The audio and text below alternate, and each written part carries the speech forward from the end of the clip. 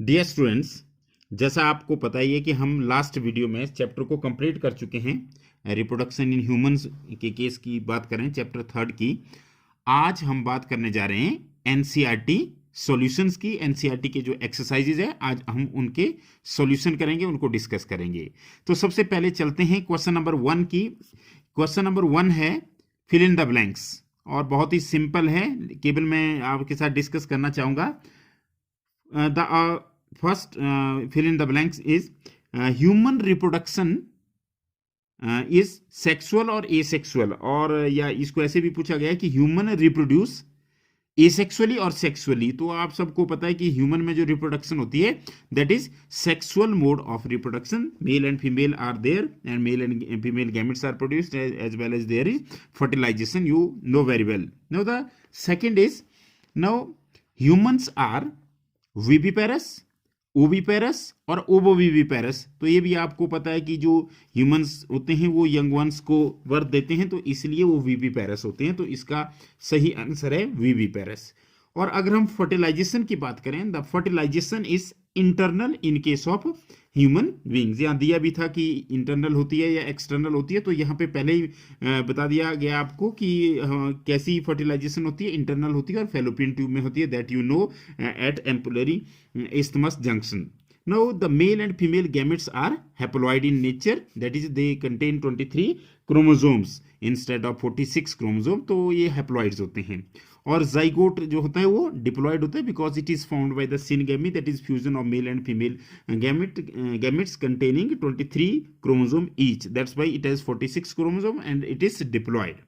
Now the next is the process of release of ovum from the mature follicle is called as ovulation. ये भी आपको पता है कि ओव्यूलेशन का मतलब होता है जैसे जब ग्राफियन फोलिकल बन जाता है तो 14th day of menstrual cycle में क्या होता है, वहां से ओवम रिलीज हो जाता है और इस प्रोसेस को बोलते हैं ओव्यूलेशन। और ओव्यूलेशन के लिए जो हार्मोन चाहिए होता है that is luteinizing hormone. Ovulation is induced by the hormone luteinizing hormone. Now the next fill-up is the fusion of male and female gamete is called as fertilization, or you can say syngamy. So this is called as fertilization. Now the fertilization takes place in you can say ampulla of oviduct, या अगर आप सीधा भी बोलें तो it takes place in fallopian tube, क्योंकि fallopian tube तो पूरी है, लेकिन अगर स्पेसिफिक आप बोलें तो ये होता है एम्पुलरी और isthmus के जंक्शन पे। तो कहाँ पे होता है हमारे पास, एम्पुला ऑफ द ओविडक्ट। अब zygote divides to form dash which is implanted in the uterus. ये आपको पता है कि जाइगोट में क्लीवेज होती है 2 cell stage, 4 cell stage, 8 cell stage, 16 cell stage, और इस 8 और 16 सेल स्टेज को मरूला बोलते हैं। उसके बाद इसके अंदर ब्लास्टोसील डेवलप होती है और कैसे ट्रोफोब्लास्ट होती है। जैसे ये ब्लास्टोसिस्ट बनता है तो ये इम्प्लांट हो जाता है किसके अंदर, यूट्रस के अंदर। The last fill-up is the structure which provides vascular connection between a fetus and the uterus is called as placenta. And this you know very well that this placenta is found by the interdigitation of maternal and you can say fetal tissue. दोनों tissue जब combine होते हैं तो एक organ बनता है, saucer like organ बनता है, that is called as placenta. और आपको पता है इसके थ्रू जो होते हैं यूजफुल सब्सटेंसेस जैसे ऑक्सीजन और न्यूट्रिएंट्स आते हैं और एक्सक्रीटरी प्रोडक्ट जो है बाहर चले जाते हैं मदर के उसमें। अब अगला जो क्वेश्चन है, draw a well level diagram of the male reproductive system. तो इसमें केवल मैं आपको यहाँ डायग्राम दिखाना चाहूंगा और आप सेम डायग्राम बनाएं जो कि एनसीईआरटी की बुक में दिया गया है, और इसमें आप डिफरेंट इसके पार्ट्स दिखा सकते हैं। जैसे अगर हम बात करें तो टेस्टिस की बात होगी, फिर पेनिस की बात होगी, यूरेथ्रा होगा, वास्ट डिफरेंस होगा। ये चीज़ें आप सारे जानते हैं। मैं केवल आपको बताने जा रहा हूँ कि आप क्या करें, जब भी आपसे क्वेश्चन पूछा जाए तो आप ट्राई करें कि जो एनसीईआरटी में जो डायग्राम दिया गया है आप वही बनाएं। इसमें हर एक पार्ट जो है बहुत अच्छे तरीके से दिखाया गया है और आप केवल डायग्राम बनाएं, क्योंकि यहाँ पर आपको डायग्राम बनाने के लिए ही बोला गया है। तो ये मेल रिप्रोडक्टिव सिस्टम है और इसमें आपको पता है जो टेस्टिस होते हैं उनके अंदर टेस्टिकुलर लोब्स होते हैं, फिर डक्ट होती है, एपिडिडिमस होता है, that you know very well, उनको डिस्कस करने की आवश्यकता नहीं है। तो ये है हमारे पास मेल रिप्रोडक्टिव सिस्टम का डायग्राम। इसके बाद जो नेक्स्ट क्वेश्चन है that is draw a well level diagram of the female reproductive system. ये भी जो डायग्राम है एनसीईआरटी बेस्ड है और आप भी एनसीईआरटी बेस्ड डायग्राम ही बनाएं। और इसमें बेसिकली क्या होगा, ओवरीज होगी, आपको होता है पेयर ऑफ ओवरीज, ओवरीज के बाद फेलोपियन ट्यूब होगी जिसके पार्ट होंगे इनफंडिबुलम हो गया, एम्पुला हो गया, इस्थमस हो गया, और आपको पता है कि ये वो पार्ट है जहां पे फर्टिलाइजेशन होती है, that is called as ampullary isthmus junction. इसके बाद यूट्रस होता है, यूट्रस में भी अगर आप देखें तो सबसे बाहर वाली जो लेयर होती है उसको पेरीमेट्रियम बोलते हैं, बीच वाली मीजो, and the innermost is called as endometrium. तो इस तरह से यहाँ पे फिर ये पोर्शन सर्विक्स होता है और इसके अंदर की जो कैनाल होती है दैट इज सर्वाइकल कैनाल, और यहाँ पे ये क्या चीज़ है, दिस इज वेजाइना। तो ये हमारे पास फीमेल रिप्रोडक्टिव सिस्टम का डायग्राम है और केवल डायग्राम बनाने के लिए आपको इस क्वेश्चन में बोला गया है। अब अगर हम बात करें तो हम बात करेंगे क्वेश्चन नंबर 4 की। अब जो क्वेश्चन नंबर 4 है वो क्या है, right two major functions each of testis and ovary. मतलब क्या है कि आपको ओवरीज और टेस्टिस के फंक्शन लिखने हैं और आपको अच्छी तरह से पता है कि अगर हम मेन फंक्शन का बताएं तो टेस्टिस का काम है स्पर्म्स बनाना और ओवरीज का काम है ओवम बनाना। तो मतलब क्या होता है कि स्पर्मेटोजेनेसिस जो है वो मेन फंक्शन है टेस्टिस का, इसी तरह से ओजेनेसिस जो है वो मेन फंक्शन है ओवरी का। इसके अलावा अगर आप देखें तो टेस्टिस मतलब Genesis produces sperms in the seminiferous tubule. So you can say the production of sperm by the process of spermatogenesis happens in testes. And second one, in the space between these seminiferous tubule, there are Leydig cell, or these are also called as interstitial cells, which release or which secrete the male sex hormone that is androgen, and the androgen in this case is testosterone. तो दो main काम हो गए testis के, एक तो sperms को बनाना और दूसरा मेल हार्मोन को सिक्रीट करना, मतलब टेस्टोस्टेरोन की सिक्रीशन।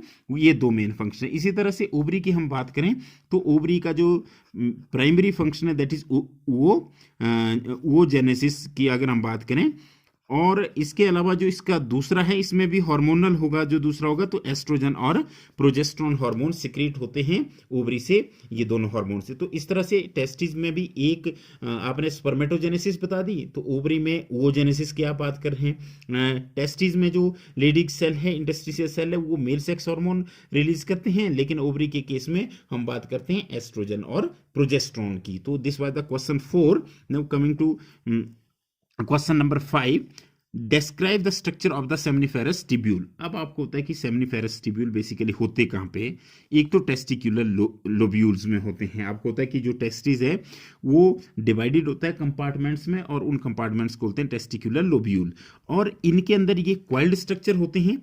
अगर आप मेल रिप्रोडक्टिव सिस्टम में देखें तो यहाँ पे देख सकते हैं आप कि ये टेस्टिकुलर लोब्यूल्स और इनके अंदर क्या पड़े हुए हैं, सेमिनिफेरस टिब्यूल्स पड़े हैं। तो these are highly coiled structure and they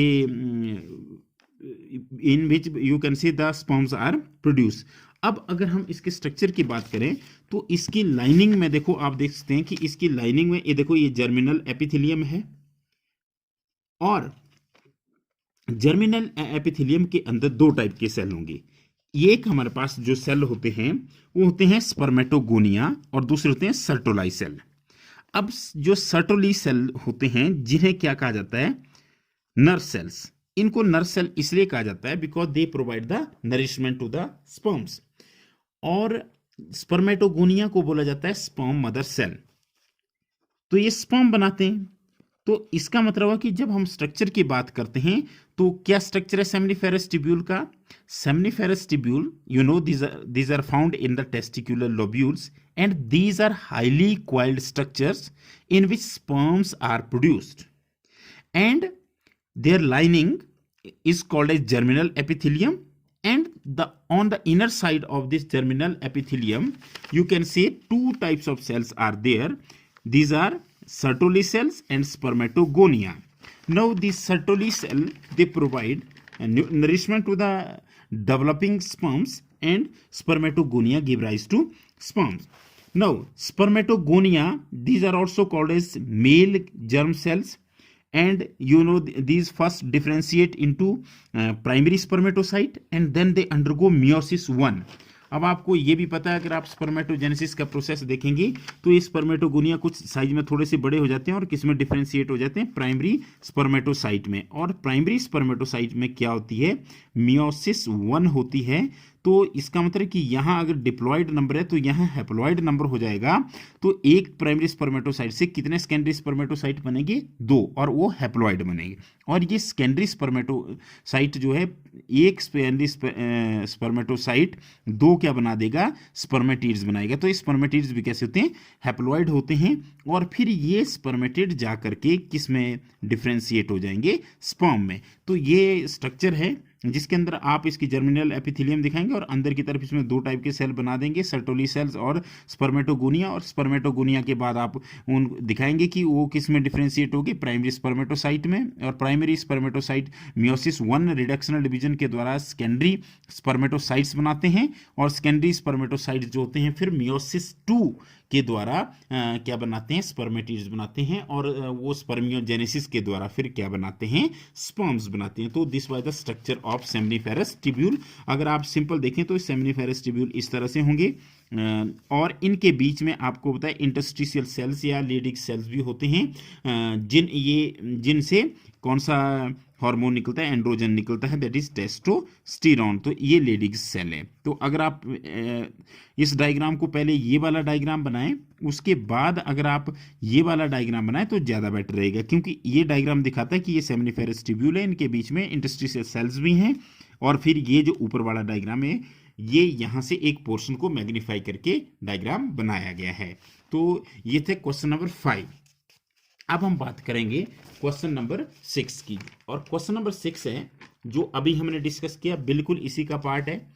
what is spermatogenesis, briefly describe the process of spermatogenesis. तो what is spermatogenesis, the phenomenon of production of sperms from the immature germ cells in males is called as spermatogenesis. मतलब क्या है कि जब spermatogonia से क्या बन जाते हैं, स्पर्म बन जाते हैं, तो इस पूरे प्रोसेस को बोलते हैं स्पर्मेटोजेनेसिस। और आपको पता है टेस्टिस के अंदर होती है, सेमिनिफेरस ट्यूब्यूल्स में होती है। It occurs in the seminiferous tubules of the testis. Spermatogonia of the, अब सीधी सी हम बात करते हैं, जैसे अगर ये स्पर्मेटोगोनिया में, यही आपको समझा रहा हूं, ये स्पर्मेटोगोनियम है। अब ये स्पर्मेटोगोनियम क्या होगा, जैसे प्यूबर्टी आएगी तो ये किस में डिफरेंशिएट हो जाएगा, प्राइमरी स्पर्मेटोसाइट में। वैसे तो आपको पता है इसमें माइटोसिस होती है, इसका नंबर इंक्रीज करता जाता है और फिर ये बना देता है प्राइमरी स्पर्मेटोसाइट।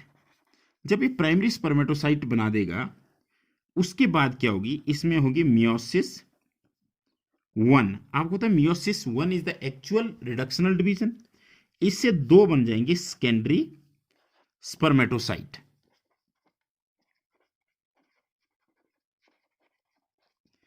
और ये सेकेंडरी स्पर्मेटोसाइट जो है वो कैसे हो जाएंगे, हैप्लॉइड हो जाएंगे, क्योंकि यहाँ पे रिडक्शनल डिवीजन हुआ। तो इसका अंदर ये डिप्लॉइड है और ये डिप्लॉइड है। ये कंपिटिटिव पॉइंट ऑफ व्यू से बड़ा इंपॉर्टेंट क्वेश्चन है कि इनकी प्लॉइडी बतानी होती है आपको। तो इसका मतलब सेकेंडरी स्पर्मेटोसाइट के बाद जो होते हैं वो कैसे चल पड़ते हैं, हमारे पास हैप्लॉइड चल पड़ते हैं। अब क्या होगा, इसमें मियोसिस 2 होगी हर एक में। तो मैं एक की बता रहा हूं, तो ये बन गए स्पर्मेटिड्स। और ये स्पर्मेटिड्स भी कैसे होंगे, हैप्लॉइड होंगे।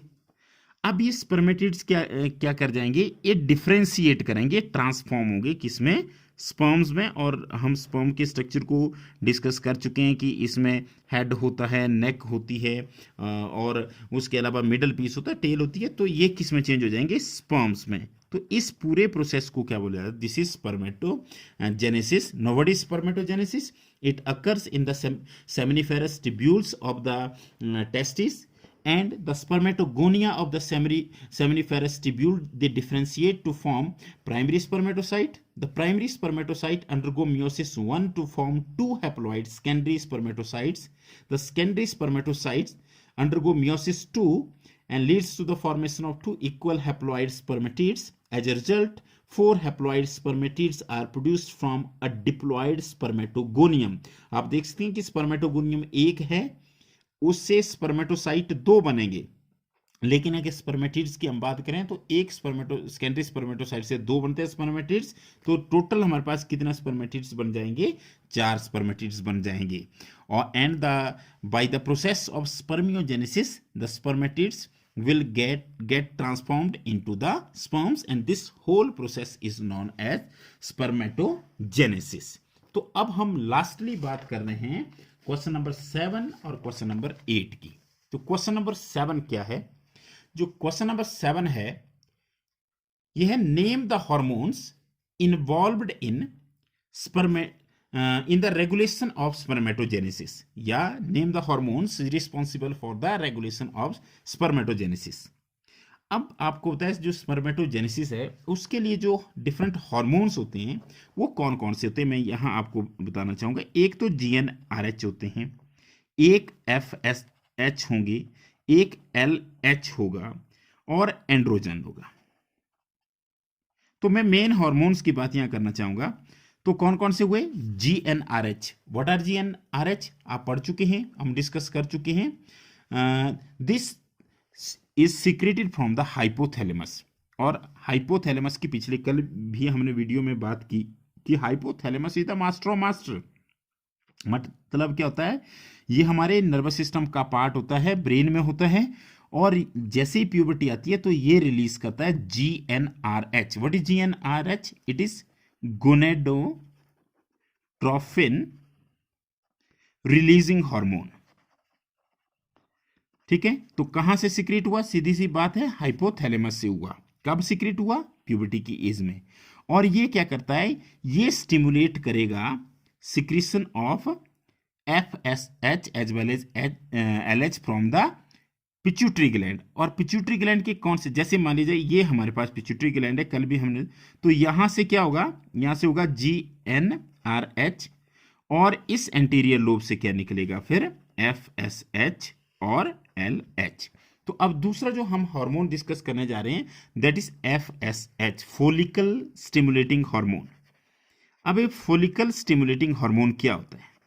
ये कहां से निकलेगा? पहले ही हमने बात कर दी कि ये निकलता है anterior lobe of the pituitary gland से। और ये किस पे एक्ट करता है? जो हमने पीछे बात की सर्टोली सेल्स पे, उन पे एक्ट करता है। और क्या करता है? Stimulate the secretion of factors which are responsible for spermiogenesis. मतलब क्या होता है कि स्पर्मियोजेनेसिस में जो फैक्टर्स होते हैं, स्पर्मियोजेनेसिस का मतलब है कि जिस वजह से जो स्पर्मेटिड्स है वो स्पर्म्स में चेंज होते हैं, उनके लिए जो रिक्वायर्ड फैक्टर्स होते हैं उनकी सिक्रेशन में मदद करता है फोलिकल स्टिमुलेटिंग हार्मोन। और अगर हम ल्यूटिनाइजिंग हार्मोन की बात करें तो ल्यूटिनाइजिंग हार्मोन क्या करता है? ये भी आपको होता है, it is secreted from the anterior lobe of the pituitary gland and you can say it's secretion is induced by और that is stimulated by gonadotrophin releaser hormone, a releasing hormone from the hypothalamus. It acts on Leydig cells or interstitial cells and it triggers the synthesis as well as secretion of this androgen which is known as testosterone। तो last जो hormone है that is androgen, और androgen कौन सा होता है? Testosterone. और testosterone कहाँ से सीक्रेट होता है? अभी हमने बात की यहाँ पर कहाँ से सीक्रेट होगा? लेडिक सेल से। और ये क्या करता है? It regulates the spermatogenesis process. मतलब ये पूरे के पूरे स्पर्मेटोजेनेसिस प्रोसेस को क्या करता है? ये रेगुलेट करता है। And for today the last question is question number 8, और ये बहुत ही सिंपल क्वेश्चन है। Define the terms spermiogenesis and spermiation. अब स्पर्मियोजेनेसिस क्या होती है? स्पर्मियोजेनेसिस ये होती है स्पर्मियोजेनेसिस, ये हमारे पास स्पर्मेटिड है और ये स्पर्म है। तो क्या हुई spermiogenesis? The transformation of non motile spermatid into mature and motile sperm is called as spermiogenesis। मतलब जिस प्रोसेस के द्वारा स्पर्मेटिड्स में ऐसी मॉडिफिकेशन होती है कि वो किस में चेंज हो जाते हैं? वो स्पर्म्स में चेंज हो जाते हैं। That process is called as spermiogenesis. And what is spermiation? अब आपको पता है कि ये जो स्पर्म्स बनते हैं ये क्या करते हैं?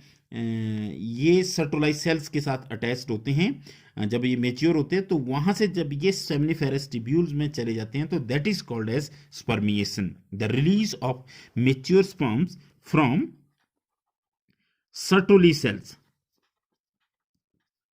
Sertoli cells into the cavity of the seminiferous tubule is called as spermiation। तो इस तरह से मतलब क्या हुआ कि जैसे हमने बात की थी सेमिनिफेरस ट्यूब्यूल्स की, तो उसी के पार्ट में अगर आप देखें तो ये अटैच्ड होते हैं, ये सर्टोली सेल थे, इनके साथ अटैच हो जाते हैं। जब ये बनते हैं तो जब यहाँ से छूट करके कैविटी में चले जाएंगे then this process is called as spermiation. तो इस तरह से आज हमने इस चैप्टर के 8 क्वेश्चंस डिस्कस किए और टोटल इसमें 21 क्वेश्चंस हैं।